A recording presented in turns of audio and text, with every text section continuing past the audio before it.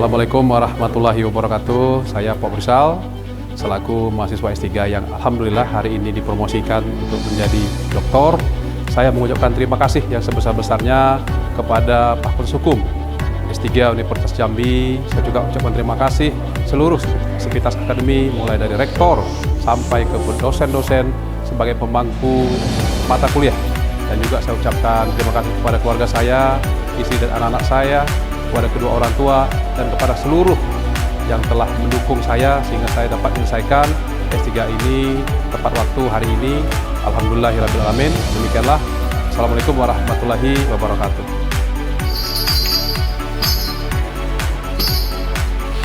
Sidang promosi doktor, program doktor ilmu hukum, Fakultas Hukum Universitas Jambi. Prosesi memasuki ruang sidang. Hadirin dimohon berdiri.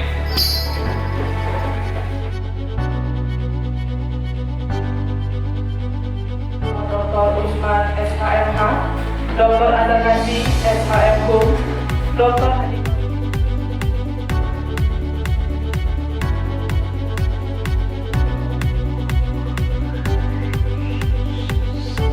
Wabarakatuh. Pada yang terhormat tim penguji dan hadirin yang hari ini akan menyaksikan ujian promosi doktor, kepada yang terhormat Profesor Galang Asmara sebagai penguji utama,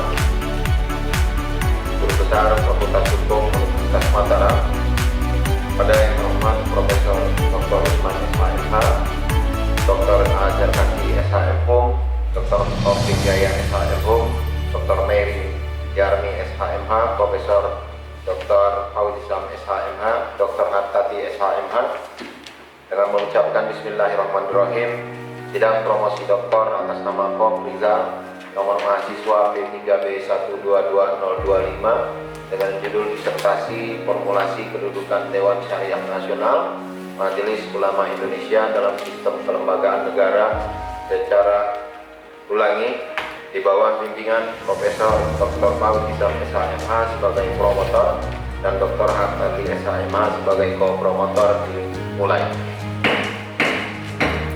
Pada saudara Promopendus, sebelum disilakan untuk menyampaikan paparan, perlu kami tanyakan kondisi saat ini dalam keadaan sehat siap untuk menerima satu di antara pilihan dari dua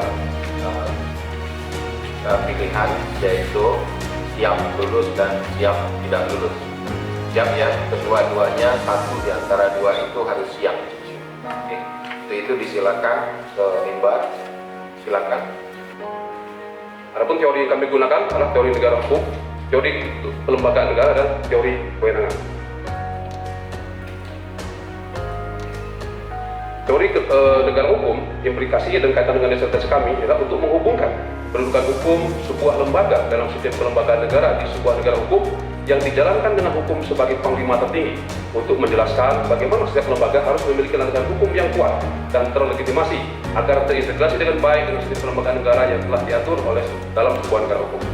Kemudian dinyatakan pemerintah dapat pulang sertifikat pada tahun 1994, persis seperti yang sekarang yang dibentuk oleh MUI, namun diakui fungsinya oleh negara.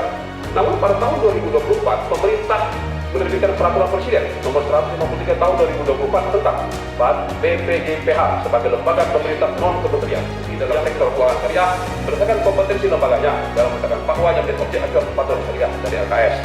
Dalam perjalanannya terdapat beberapa perubahan jika yang menaungi perjalanan DSN-UI, di antaranya adalah landasan hukum pendidikan yang berimplikasi pada kedudukan hukum DSN-UI dalam sistem pemerintahan, perubahan organisasi hubungan hukum antara DSN-UI dan DPS, dan seterusnya.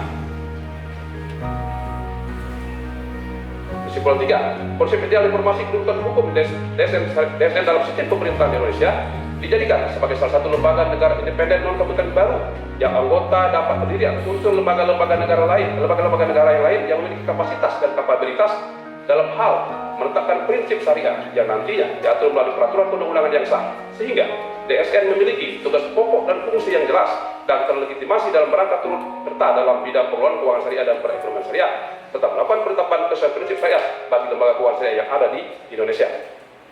Kita perlu melakukan reformulasi pada kelembagaan Dewan Syariah Nasional Indonesia (DSMI) dengan mengadaptasi pola pembentukan badan penyelenggara jaminan produk halal yang dibentuk sebagai lembaga pengisian non kementerian yang memiliki legitimasi hukum sebagai lembaga negara yang menggantikan lembaga pengkajian pangan, obat-obatan dan kosmetik Majelis Ulama Indonesia (LPP MUI) yang sebenarnya berwenang dalam hal pendidikan segala hal Indonesia yang berada di bawah Majelis Ulama Indonesia.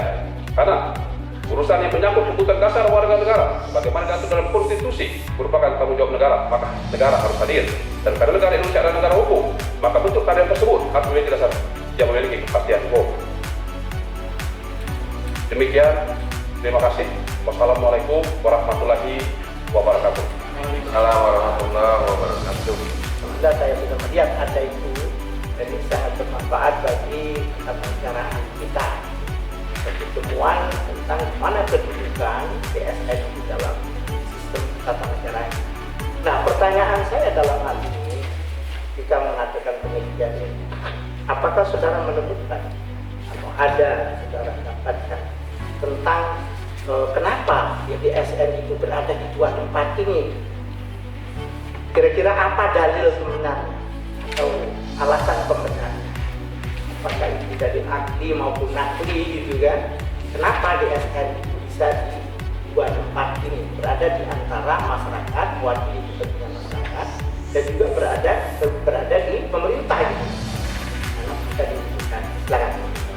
Namun kegalauan ini dengan luar biasanya perkembangan ekonomi syariah di dunia dan juga banyaknya perkembangan ekonomi syariah di Indonesia, maka MUI sebagai salah satu lembaga yang punya kepentingan untuk menyalurkan aspirasi dari masyarakat sebagai umat muslim yang dominan di Indonesia, menginisiasi, karena pemerintah saat itu sangat pasif, hingga menginisiasi untuk membentuk sebuah lembaga yang memberi kapabilitas untuk mengatur perencanaan, kegiatan, dan monitoring, controlling terhadap ekonomi syariah. Kan dianggap Bank Indonesia tidak memiliki kapasitas itu, juga OJK tidak memiliki kapasitas itu, dan OJK baru dibentuk.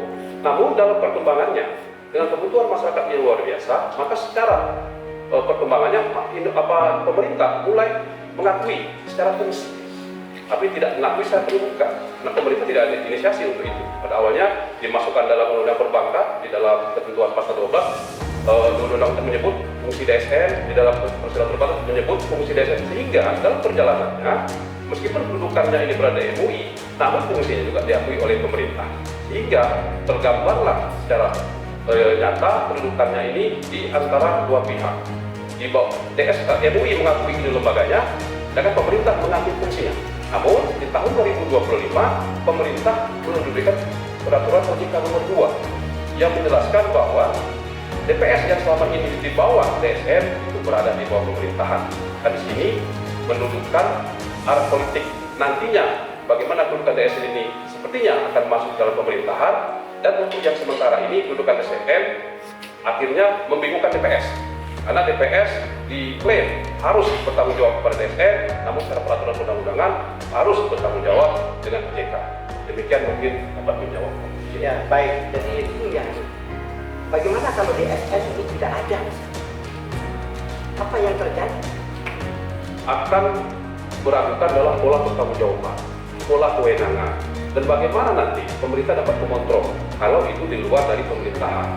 Hal ini sangat sinkron dengan pengambil alihan LPP tentang sertifikasi halal. Persis sama, di mana di awalnya pemerintah merasa tidak membutuhkan dan dianggap cukup dengan lembaga RSN saja. Namun dalam perkembangannya pemerintah tidak dapat mengontrol itu, dan pemerintah juga berada di luar itu. Sedangkan masyarakat sangat membutuhkan dan harus ada legitimasi, harus ada pertanggungjawaban. Sebagaimana untuk hal-hal menurut konstitusi kita, hal-hal yang menyangkut kebutuhan dasar dari masyarakat di dalam sebuah negara, itu merupakan tanggung jawab negara, dan juga harus memiliki legitimasi kedudukan dan harus memiliki akuntabilitas pertanggungjawaban kepada negara dan masyarakat. Jadi itulah mungkin sedikit jawaban saya urgensi kedudukan DSN. Saya mungkin untuk dijelaskan secara konkret, karena kedudukan DSN tadi sudah dikomplain sebagai bukan bagian dari pemerintah, dia berada dalam sistem pemerintahan. Aturan itu hanya fatwa saja. Cuman fatwa memang tidak langsung diakomodir melalui pola, nanti akan menjadi peraturan BI atau peraturan Bank Indonesia, di mana kalau di situ mengikat untuk. Namun untuk fungsi pengawasannya ini menjadi problematika, di mana banyak sekali dari LKS yang tidak patuh terhadap DSN, namun DSN tidak memiliki kekuatan untuk memberikan sanksi, hanya bersifat rekomendasi. Hingga maka hampir di setiap LKS memiliki kebijakan-kebijakan yang parsial, yang mana memang diharapkan secara idealnya mengikuti DSN, namun secara faktanya yang tidak memiliki legitimasi dan tidak ada fungsi sebagai pemerintahan, banyak sekali dari LKS tersebut yang tidak patuh dengan DSN. Lebih izin Prof, itu jawaban yang pertama Prof. Hukumnya ya, ada implikasi politik hukum dari eksistensi DSN ini terhadap sistem regulasi ekonomi di Indonesia.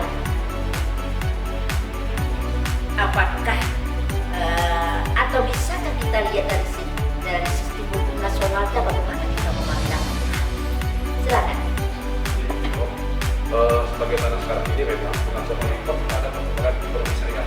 Jadi itu merupakan hal yang sangat terjadi di dunia sendiri. Nah, di negara-negara lain hampir dominan setiap lembaga yang mengatur keuangan syariah berada di bawah pemerintahan. Kecuali Inggris yang memang tidak campur tangan pada WMO.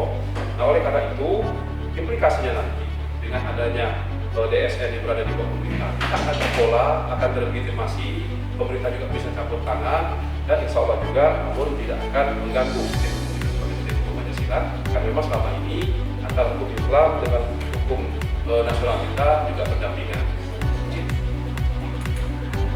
Mas Mendus, dengan undang-undang perbankan syariah yang memposisikan kewenangan DSN dalam menentukan dan memastikan produk dalam misalnya kita katakan produk syariah. Dengan sama persis yang seperti dibankan konvensi. Nah, di sini DSN untuk sekarang hanya bersifat memberikan fatwa saja. Pengawasan tetap di DPS dan juga tidak memiliki patuhan regulasi. Makanya setiap perbankan itu tidak patuh terhadap fatwa-fatwa yang telah dikeluarkan oleh DSN karena kedudukan DSN sendiri tidak memiliki legitimasi. Dan pemerintah juga mau masuk juga tidak memiliki legitimasi. Oleh karena itu aneka ragam dan warna yang sekarang terjadi, insya Allah nantinya dengan DSN menjadi lembaga, kementerian atau lembaga apapun bentuknya, bestur ataupun organ, akan memiliki legitimasi yang jelas, peraturan yang jelas, perencanaan yang jelas, dan langsung di bawah pemerintah memiliki fungsi yang bisa memberikan kewajiban untuk dipatuhi. Siswa yang bersangkutan dinyatakan lulus dengan nilai disertasi 88. Dikonversi dengan huruf A. Setelah dilakukan akumulasi nilai sejak tahun 2022, maka indeks prestasi kumulatif 3,96 dengan yudisium cum laude atau dengan ujian.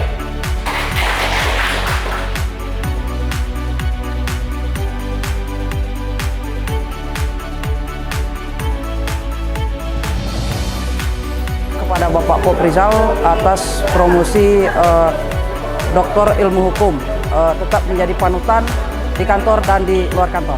Mantap. Kepada Kakanda Poprizal yang telah mendapat gelar doktor di Universitas Jambi, semoga ilmunya bermanfaat dan berkah untuk kehidupan di masa mendatang.